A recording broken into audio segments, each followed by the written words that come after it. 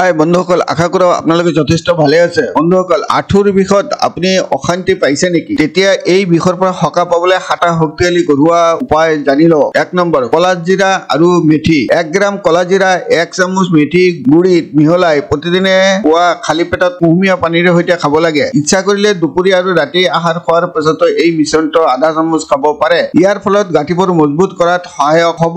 2 number, গৰম পানী পৰিশোধন কৰা। কোমল কাপোৰ এখনত গৰম পানী তিয়াই চেপি লওক। এতিয়া এই কাপোৰ হাতত লগাওক। এনে কৰিলে আঁঠুৰ বিষৰ পৰা সকাহ পোৱা যায়। 3 নম্বৰ, দালচেনি, জিৰা, আদা আৰু হালধি। খাদ্যত দালচেনি, জিৰা, আদা, হালধি আৰু গৰম বস্তু ব্যৱহাৰ কৰক। ইয়াৰ সেৱনে আঁঠুৰ ফুলা আৰু বিষ কমোৱাত সহায়ক হ'ব। 4 নম্বৰ, মেথি, আদা আৰু হালধি। মেথি গুটি, শুকান আদা আৰু হালধি সমান পৰিমাণে মিহলাই লওক। এই মিশ্ৰণটো কেৰাহীত ভালদৰে ৰোষ্ট কৰি তাৰ পিছত পিহি গুড়ি বনাওক। এতিয়া এই গুড়ি নিয়মিত গৰম পানীৰ সৈতে ৰাতিপুৱা আৰু গধূলি খাদ্য খোৱাৰ পিছত সেৱন কৰক। ইয়াৰ পৰা বিষৰ পৰা সকাহ পাব। 5 নম্বৰ, হালধি আৰু দৈ। সম্ভৱ হলে ৰাতিপুৱা খালী পেটত দৈৰ সৈতে হালধি অলপ খাব লাগে। ইয়াৰ দ্বাৰা আঁঠুৰ বিষৰ পৰা সকাহ পাব। 6 নম্বৰ, নিম আৰু এৰি তেল। নিম আৰু কাষ্টাৰ অইল সমান পৰিমাণে মিহলাই অলপ গৰম কৰি লওক। তাৰ পিছত পুৱা আৰু গধূলি এই তেলেৰে গাঁঠিবোৰ মালিচ কৰক। ইয়াৰ দ্বাৰা আঁঠুৰ বিষৰ পৰাও সকাহ পাব। 7 নম্বৰ, ঘেঁহু আৰু